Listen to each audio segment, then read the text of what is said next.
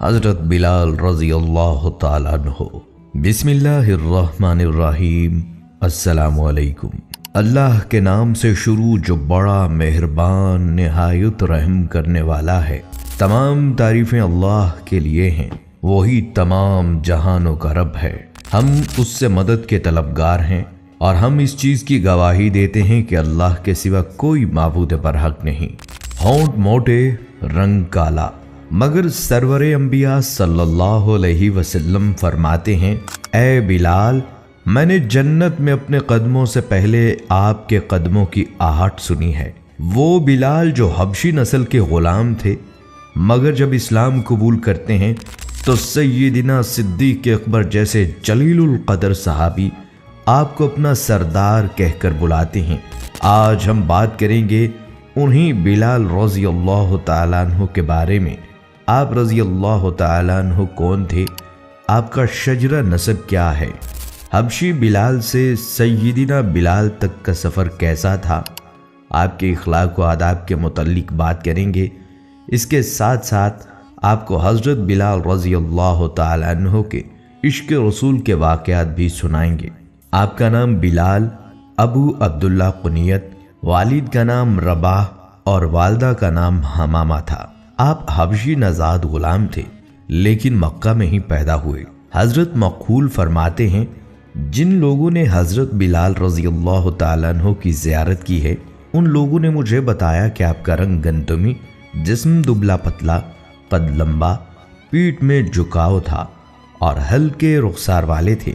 آپ کے اندر سفید بالوں کی کثرت تھی، لیکن غضب نہیں لگایا کرتے تھے۔ آپ رضی اللہ تعالیٰ عنہ کی آواز بلند اور باروب تھی۔ حضور صلی اللہ علیہ وسلم کے اعلان نبوت سے پہلے عرب میں رنگ و نسل کا امتیاز بڑھتا جاتا تھا، لیکن اعلان نبوت کے بعد آپ صلی اللہ علیہ وسلم نے امیر و غریب اور گورے کالے کے امتیاز کو ختم کر دیا۔ آپ صلی اللہ علیہ وسلم نے حضرت بلال رضی اللہ تعالیٰ عنہ کو وہی حیثیت دی جو حضرت ابو بکر صدیق رضی اللہ تعالیٰ عنہ، حضرت عمر رضی اللہ تعالیٰ عنہ، حضرت عثمان غنی رضی اللہ تعالیٰ عنہ اور حضرت علی رضی اللہ تعالیٰ عنہ اور دیگر صحابہ کرام رضی اللہ تعالیٰ عنہم کو حاصل تھی۔ آپ کے آباء و اجداد ابتدا میں حبشہ میں قیام پذیر تھے، بعد ازاں ہجرت کر کے عرب آئے، پھر سراج سے مکہ آ کر قیام پذیر ہو گئے۔ آپ رضی اللہ تعالیٰ عنہ پیدائشی غلام تھے۔ آپ رضی اللہ تعالیٰ عنہ نے اپنی زندگی کے 28 برس غلامی میں بسر کیے۔ ناظرین، یہ سرزمین عرب کا وہ تاریخ دور تھا جب انسان اخلاقی پستیوں کی گہرائیوں میں گرا ہوا تھا اور اس پر گمراہی مسلط تھی، اور اس دور جہالت میں سب مظلوم طبقہ غلاموں کا تھا، جسے بنیادی انسانی حقوق ملنا تو دور کی بات، سکون سے اپنی زندگی گزارنے کا بھی حق نہ تھا۔ سیدنا حضرت بلال امیہ بن خلف کے غلام تھے۔ وہ اپنے آقا کی بکریاں چرانے پہاڑوں پر جایا کرتے تھے، اور ایک دن آپ کا گزر غار ہرا کی طرف سے ہوا، جہاں رسول کریم صلی اللہ علیہ وسلم اپنے یار غار سیدنا حضرت ابو بکر صدیق کے ساتھ تشریف فرما تھے۔ اللہ کے رسول صلی اللہ علیہ وسلم نے اس حبشی جوان کو دیکھا تو اپنے پاس بلا کر فرمایا، میں اللہ کا رسول ہوں، تمہاری اسلام کے متعلق کیا رائے ہے؟ سیدنا حضرت بلال رضی اللہ تعالیٰ عنہ تو رسول اکرم صلی اللہ علیہ وسلم کی ذات اقدس سے پہلے ہی متاثر ہو چکے تھے۔ پھر آقائے کونین کا دلکش انداز گفتگو تو حضرت بلال رضی اللہ تعالیٰ عنہ کے منہ سے نکلا کہ میں آپ کے دین کو اچھا پاتا ہوں۔ یہ کہہ کر حضرت بلال واپس لوٹ گئے، مگر ان کا دل وہیں حضور پاک صلی اللہ علیہ وسلم کی طرف رہ گیا۔ دوسرے روز پھر بکریاں لے کر وہیں پہنچے۔ نبی کریم صلی اللہ علیہ وسلم کی سادہ باتیں سنی تو دل اور بھی بے قرار ہو گیا، اور آپ رضی اللہ تعالیٰ عنہ نے اسلام کی پکار پر لبیک کہتے ہوئے کلمہ شہادت پڑھا۔ حضور پاک صلی اللہ علیہ وسلم کی غلامی کی سند حاصل فرمائی، آپ کے مرید ہو کر اسلام کی دولت سے مالا مال ہو گئے۔ اس وقت سیدنا حضرت بلال رضی اللہ تعالیٰ عنہ کی عمر مبارک 28 برس تھی۔ آپ ان پہلے 7 خوش نصیبوں میں ہیں جن کے لیے اسلام نے اپنے دروازے کھول دیے۔ یہ اسلام کا اولین دور تھا۔ حضور پاک صلی اللہ علیہ وسلم اللہ کے حکم سے فی الحال رازداری سے اسلام کی تبلیغ فرما رہے تھے، لیکن اسلام کا منفرد اور پاکیزہ رنگ زیادہ عرصے تک کفار مکہ سے پوشیدہ نہ رہ سکا۔ انہوں نے جلد ہی محسوس کر لیا کہ ان کے بعض ساتھی، خاص طور پر غلام اور خواتین میں ایک تبدیلی آ گئی ہے۔ امیہ بن خلف کو جلد ہی یہ خبر مل گئی کہ اس کا غلام بلال نبی کریم صلی اللہ علیہ وسلم کا غلام بن گیا ہے اور اس کا شمار آپ صلی اللہ علیہ وسلم کے ساتھیوں میں ہوتا ہے۔ اس جرم کی پیداش میں امیہ نے سیدنا حضرت بلال حبشی رضی اللہ تعالیٰ عنہ پر ظلم و ستم کے پہاڑ گرانا شروع کر دیے۔ ہیرا کی یہ زمین اپنی گرمی کی وجہ سے مشہور تھی، جو دھوپ میں تانبے کی طرح گرم ہو جاتی تھی۔ امیہ حضرت بلال رضی اللہ تعالیٰ عنہ کو تانبے کی زمین پر لٹاتا اور آپ کے سینے پر بھاری بھرکم پتھر رکھتا، آپ کو دہکتے ہوئے انگاروں پر لٹا دیتا۔ آپ کے بدن کی چربی پگھل پگھل کر انگارے بجھا دیا کرتی تھی، مگر آپ رضی اللہ تعالیٰ عنہ کی زبان سے عہد عہد کے سوا کچھ نہ نکلتا۔ امیہ آپ کو کہتا، ابھی تو محمد کے خدا سے باز آ جا۔ ستم پیشہ مشرکین میں امیہ بن خلف سب سے زیادہ پیش تھا۔ اس کی جدت ترازیوں نے ظلم و جفا کے نئے طریقے ایجاد کیے تھے۔ وہ ان کو طرح طرح سے اذیتیں پہنچاتا، کبھی گائے کی کھال میں لپٹا دیتا، کبھی لوہے کی زرہ پہنا کر جلتی ہوئی دھوپ میں بٹھاتا اور کہتا، تمہارا خدا لات اور عزا ہے۔ لیکن اس وارفتہ توحید کی زبان سے عہد عہد کے سوا اور کوئی کلمہ نہ نکلتا۔ مشرکین کہتے کہ تم ہمارے ہی الفاظ کا اعادہ کرو، تو فرماتے، میری زبان ان کو اچھی طرح ادا نہیں کر سکتی۔ اسلام اور سرکار محمد صلی اللہ علیہ وسلم کی محبت ان کے سینے سے دنیا کی کوئی بھی سخت سے سخت سزا ختم نہیں کر سکتی تھی۔ آپ رضی اللہ تعالیٰ عنہ کے سینے میں عشق رسول صلی اللہ علیہ وسلم کی حقیقی شمع روشن تھی۔ آپ عاشق حبیب خدا تھے، دنیا کی ان ماروں سے کہاں دریا کو چھوڑتے۔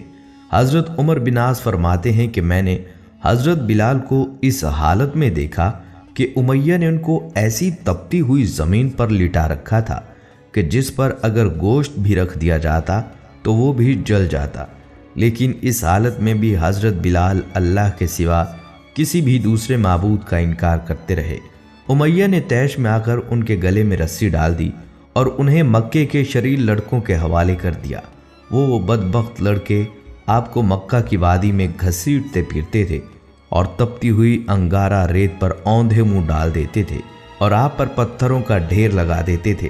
لیکن آج کے رسول صلی اللہ علیہ وسلم نے اسلام اور سرکار دو عالم صلی اللہ علیہ وسلم کا دامن پھر بھی نہ چھوڑا۔ آپ رضی اللہ تعالیٰ عنہ پر بے حد ظلم و ستم کا یہ سلسلہ کافی عرصہ جاری رہا۔ یار غار حضرت ابو بکر صدیق رضی اللہ تعالیٰ عنہ نے آپ پر ظلم ہوتے ہوئے دیکھا تو ایک دن رہا نہ گیا، تو وہ امیہ کے پاس گئے اور اس سے کہا، اس بے گناہ اور بے کس غلام پر اتنا ظلم و ستم مت کرو۔ اگر وہ ایک خدا کی عبادت کرتا ہے تو تمہارا اس میں کیا نقصان ہے، اور اگر تم اس کے ساتھ احسان کرو گے تو وہ احسان آخرت میں تمہارے کام آئے گا۔ امیہ نے حقارت سے کہا، میں تمہارے خیالی یوم آخرت کا قائل ہی نہیں، جو میرے جی میں آئے گا میں وہی کروں گا۔ سیدنا صدیق اکبر رضی اللہ تعالیٰ عنہ نے اس کو پھر تحمل سے سمجھایا کہ تم طاقتور ہو، اس مجبور غلام پر ظلم کرنا تمہارے شایان شان نہیں، تم عربوں کی قومی روایت کو دھبا مت لگاؤ۔ امیہ نے کہا، تم اس کالے غلام کے اگر اتنے ہی ہمدرد ہو تو اس کو خرید کیوں نہیں لیتے؟ سیدنا صدیق اکبر راضی ہو گئے اور آپ کو آزاد کرا دیا۔ سرکار دو عالم صلی اللہ علیہ وسلم کو سیدنا حضرت بلال رضی اللہ تعالیٰ عنہ کے آزاد ہونے کی جب خبر ملی تو آپ صلی اللہ علیہ وسلم بہت ہی زیادہ خوش ہوئے اور حضرت ابو بکر سے فرمایا کہ مجھے بھی اس میں شریک کر لو، تو یار غار نے عرض کی، یا رسول اللہ صلی اللہ علیہ وسلم، میں تو بلال کو آزاد کر چکا ہوں۔ سیدنا حضرت بلال حبشی اب آزاد تھے۔ وہ اپنا زیادہ تر وقت آقا کریم صلی اللہ علیہ وسلم کی بارگاہ میں گزارا کرتے، آپ سے قرآن مجید کی تعلیم حاصل کرتے، حکمت و دانائی کی باتیں سیکھتے اور دین حق کو زیادہ سے زیادہ پھیلانے کی کوشش کرتے۔ جب ہجرت کا حکم آیا تو حضرت بلال حبشی رضی اللہ تعالیٰ عنہ نے بھی ہجرت کی اور مکہ سے مدینہ جا پہنچے۔ رسول کریم صلی اللہ علیہ وسلم نے مہاجرین و انصار کا مواخات کرا دیا۔ حضرت سیدنا بلال رضی اللہ تعالیٰ عنہ مدینہ پہنچے تو حضرت سعد بن خثیمہ کے مہمان ہوئے۔ حضرت ابو روحیہ کا بھائی بنایا گیا جس سے آپ کو بہت زیادہ محبت تھی۔ عہد عمر فاروق میں حضرت بلال نے شامی مہم میں شرکت کا ارادہ کیا تو حضرت عمر بن خطاب رضی اللہ تعالیٰ عنہ نے پوچھا، بلال تمہارا وظیفہ کون وصول کرے گا؟ عرض کیا، ابو ردیحہ، کیونکہ رسول اللہ صلی اللہ علیہ وسلم نے ہم دونوں میں جو برادرانہ تعلق پیدا کر دیا وہ کبھی منقطع نہیں ہو سکتا۔ پھر جب مدینہ منورہ میں اسلامی حکومت کی داغ بیل ڈالی گئی تو 1 سال بعد یہ سوال اٹھا کہ لوگوں کو نماز کے لیے بلانے کے لیے کون سا انداز اپنایا جائے۔ لوگوں نے مشورہ دیا کہ ہر نماز کے بعد پرچم بلند کر دیا جائے، کچھ نے کہا ناقوس بجایا جائے، کچھ لوگوں نے تجویز دی تھی آگ نماز کے وقت جلائی جائے اور جسے دیکھ کر لوگ نماز کی طرف چلے آئیں، اور کچھ لوگوں نے یہ بھی کہا ایک آدمی لوگوں کے گھروں میں جا کر ان کو نماز کے لیے بلائے، اس طرح لوگ نماز کے لیے آ جائیں گے۔ لیکن اللہ کے رسول صلی اللہ علیہ وسلم نے ان سب طریقوں کو پسند نہیں فرمایا۔ ابھی یہ بحث جاری تھی کہ حضرت عبداللہ بن زید حضور پاک صلی اللہ علیہ وسلم کی خدمت اقدس میں حاضر ہوئے اور عرض کیا، مجھے خواب میں ایک شخص نے اذان کے الفاظ سکھائے ہیں۔ یہ کہہ کر انہوں نے وہ کلمات دہرائے۔ حضور پاک صلی اللہ علیہ وسلم نے وحی الہی کے ذریعے ان کلمات کو پسند فرمایا۔ سیدنا حضرت عمر فاروق نے بھی اسی قسم کا خواب دیکھا تھا، انہوں نے بھی اپنا خواب بیان کر دیا۔ سرکار دو عالم صلی اللہ علیہ وسلم نے حضرت بلال کو حکم فرمایا کہ اذان دو۔ پھر آپ نے ان کو اذان کے کلمات سکھائے اور ان کو ہدایت فرمائی کہ دونوں کانوں میں انگلی دے کر اذان دو تاکہ تمہاری آواز بلند ہو اور دور تک پہنچے۔ چنانچہ مدینہ کی فضاؤں میں نغمہ توحید بلند ہوا اور سیدنا بلال حبشی کو دنیا اسلام کے پہلے مؤذن رسول ہونے کا عظیم اعزاز حاصل ہوا۔ حضرت بلال رضی اللہ تعالیٰ عنہ کی آواز نہایت بلند و بالا دلکش تھی۔ ان کی ایک صدا توحید کے متوالوں کو بے چین کر دیتی تھی۔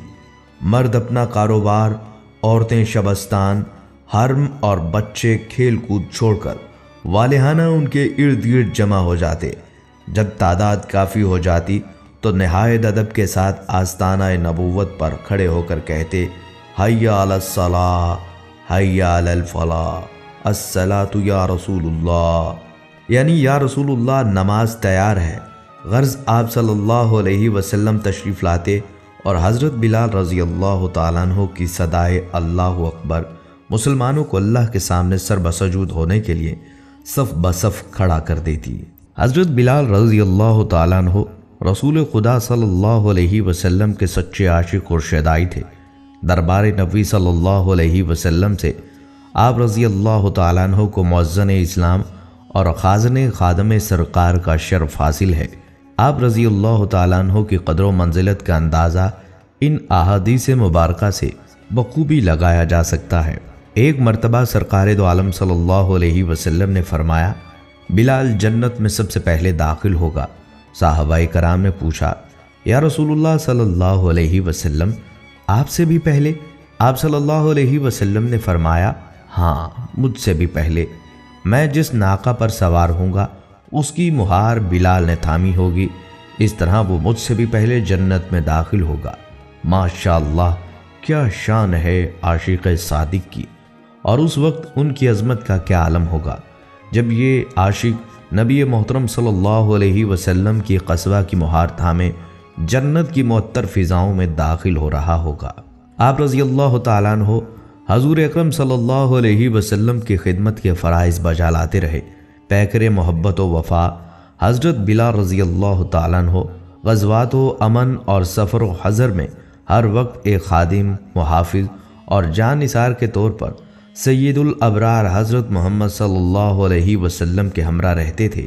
آپ رضی اللہ تعالیٰ عنہ رسول پاک صلی اللہ علیہ وسلم کے سچے عاشق تھے، اور نبی پاک صلی اللہ علیہ وسلم سے قربت کا ایک اور مقصد یہ تھا کہ فرائض کی ذمہ داری اور ادائیگی کے ساتھ ساتھ ہمہ وقت آپ کی دید بھی ہوتی رہے اور آپ صلی اللہ علیہ وسلم کی رفاقت میں قلبی راحت و سکون بھی ملتا رہے۔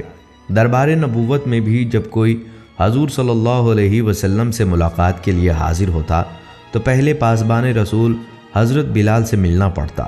خادم رسول صلی اللہ علیہ وسلم جناب حضرت بلال رضی اللہ تعالیٰ عنہ کے شب و روز حضور نبی کریم صلی اللہ علیہ وسلم اور اہل بیت کی خدمت و اطاعت میں گزرتے۔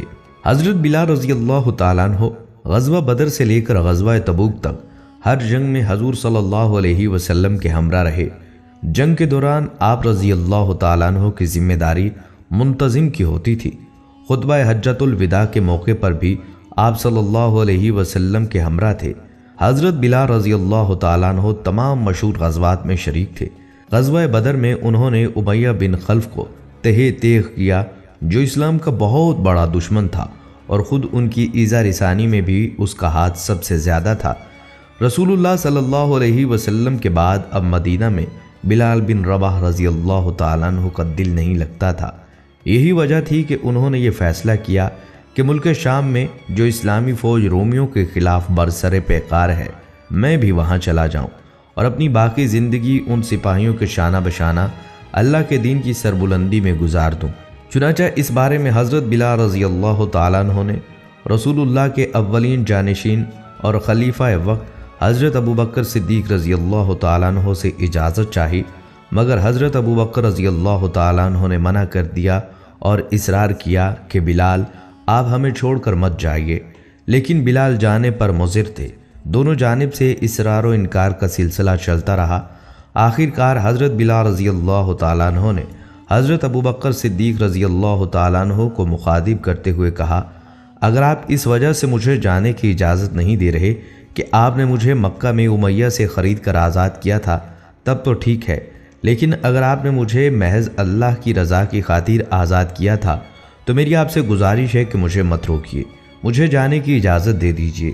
حضرت ابوبکر صدیق رضی اللہ تعالیٰ عنہ نے جب حضرت بلال رضی اللہ تعالیٰ عنہ کی زبانی یہ بات سنی تو انہیں مدینہ سے ملک شام جانے کی اجازت دے دی۔ چنانچہ حضرت بلال بن رباح رضی اللہ تعالیٰ عنہ مدینہ منورہ سے ملک شام منتقل ہوئے اور وہاں اسلامی لشکر میں شامل ہو کر اللہ کے دین کی سربلندی کی خاطر جد و جہد میں مشغول ہو گئے۔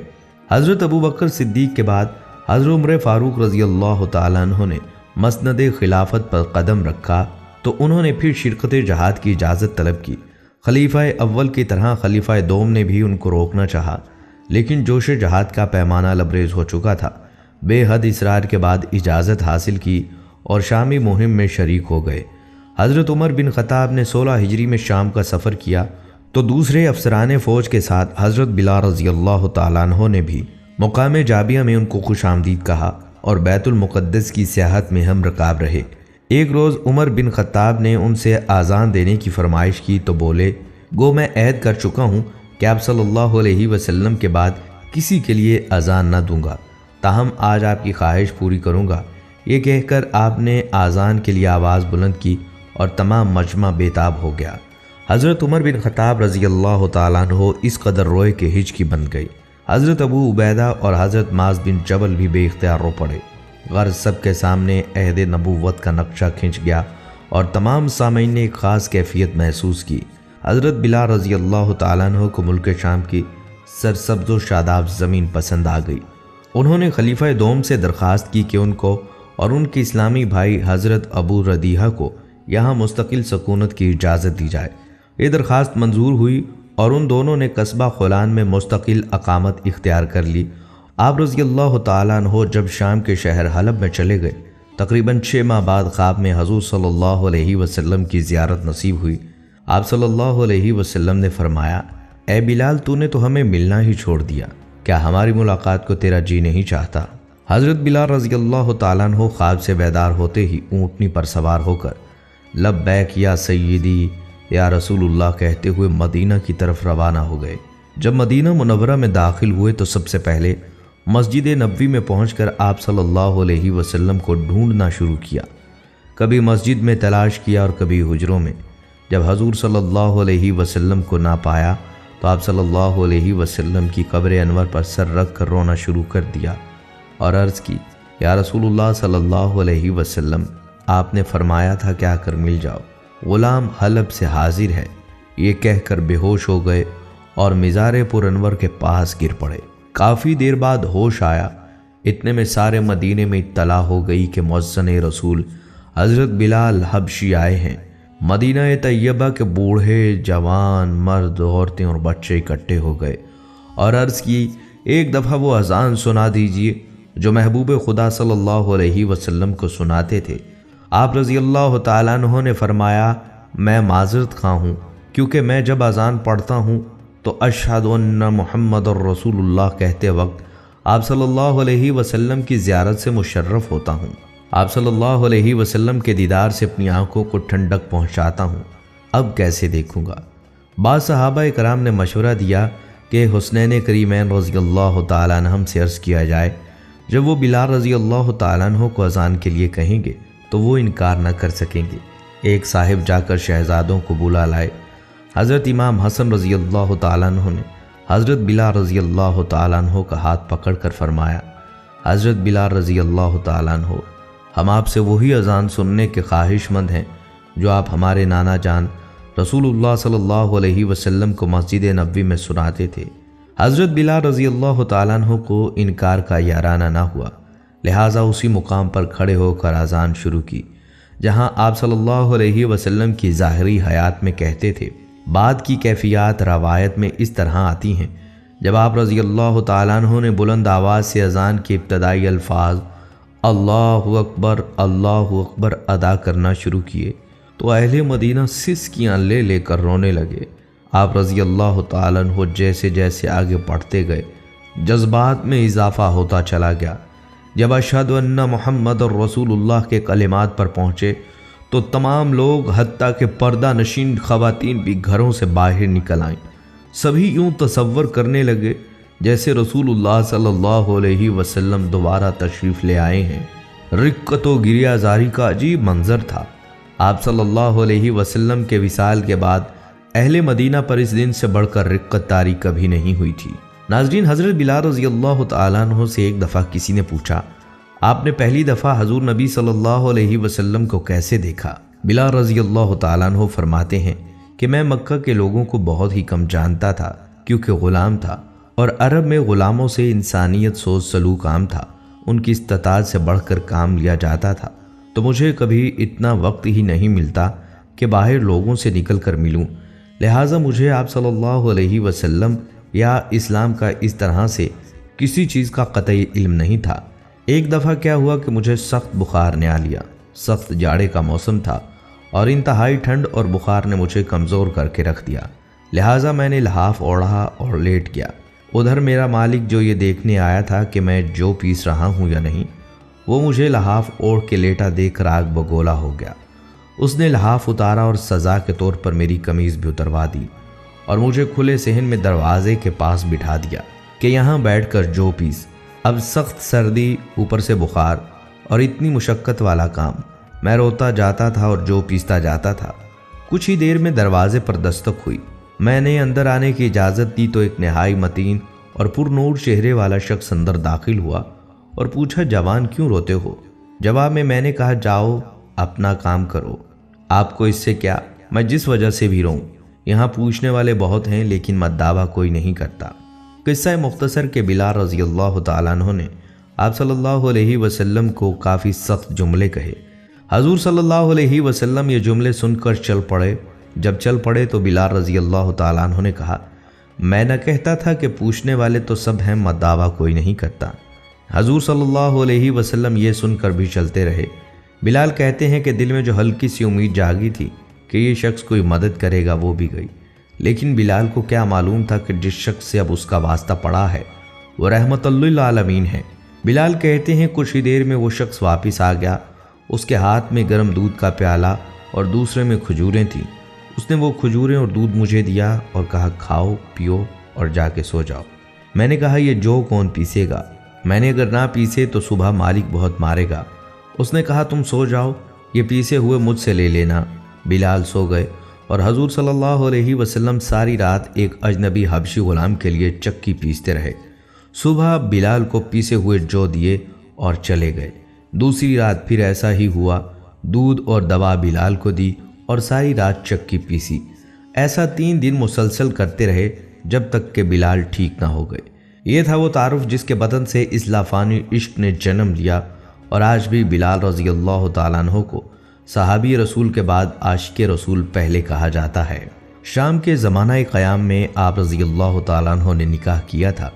حضرت بلال رضی اللہ تعالیٰ عنہ نے متعدد شادیاں کیں۔ ان کی بعض بیویاں عرب کے نہایت معزز گھرانوں سے تعلق رکھتی تھیں۔ بنی زہرہ اور حضرت ابو درداء رضی اللہ تعالیٰ عنہ کے خاندان میں رشتہ مسارحت قائم ہوا، لیکن کسی سے کوئی اولاد نہیں ہوئی۔ حضرت بلال رضی اللہ تعالیٰ عنہ نے شام کو ہی اپنا وطن بنا لیا، وہیں پر تا دم حیات مقیم رہے۔ اپنی وفات سے ایک دن پہلے گھر والوں سے فرمانے لگے، کل ہم اپنے حبیب محمد صلی اللہ علیہ وسلم اور آپ صلی اللہ علیہ وسلم کے صحابہ کرام سے ملاقات کریں گے۔ یہ سن کر اہلیہ محترمہ نے کہا، ہائے افسوس، ہائے میری تباہی اور بربادی۔ تو حضرت بلال رضی اللہ تعالیٰ عنہ نے فرمایا، یہ کیا ہی خوشی کی بات ہے، واہ میری خوشی و مسرت کہ کل میں اپنے محبوب کی زیارت کروں گا۔ اکثر مورخین کی رائے ہے کہ حضرت بلال رضی اللہ تعالیٰ عنہ کی وفات امیر المومنین حضرت عمر رضی اللہ تعالیٰ عنہ کے عہد خلافت آپ رضی اللہ تعالیٰ عنہ کی وفات 20 ہجری دمشق میں ہوئی۔ کم و بیش 60 برس کی عمر پائی۔ دمشق میں باب الصغیر کے قریب مدفون ہوئے۔ جب آپ رضی اللہ تعالیٰ عنہ پر نزع کا عالم طاری ہوا اور وصال کا وقت قریب آیا تو آپ رضی اللہ تعالیٰ عنہ کی اہلیہ آپ رضی اللہ تعالیٰ عنہ کے سرہانے بیٹھی تھیں۔ فرمایا، ہائے یہ کیسا غم ہے۔ آپ نے جواب دیا، یہ غم نہیں، یہ تو خوشی کی بات ہے کہ میں اپنے محبوب حضور نبی صلی اللہ علیہ وسلم اور دیگر صحابہ کرام سے ملنے والا ہوں۔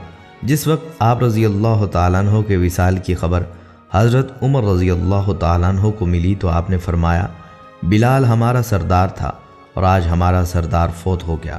آپ کا مزار دمشق شہر میں باب الصغیر کے پاس ہے۔ حضرت بلال کے وصال کے ساتھ ہی تاریخ اسلام کا ایک درخشاں باب ختم ہو گیا۔ ناظرین، حضرت بلال رضی اللہ تعالیٰ عنہ کی حیات مبارکہ مشعل راہ ہے کہ کس طرح انہوں نے اسلام کی خاطر سختیاں اور مصیبتیں سہیں، لیکن پھر بھی استقامت کے ساتھ اپنے مقصد پر ڈٹے رہے۔ مکہ میں جس جگہ انہیں تپتی دھوپ میں سزائیں دی جاتی تھی اور جس کلمے کی بنا پر دی جاتی تھی، اسی نے انہیں کعبہ کی چھت پر پہنچا دیا۔ ان کی عظیم قربانیوں ہی کی بدولت انہیں دنیا میں جنت کی خوشخبری مل گئی۔ دعا ہے اللہ تعالی ہمیں بھی حضرت بلال کی طرح دین اسلام اور نبی رحمت صلی اللہ علیہ وسلم سے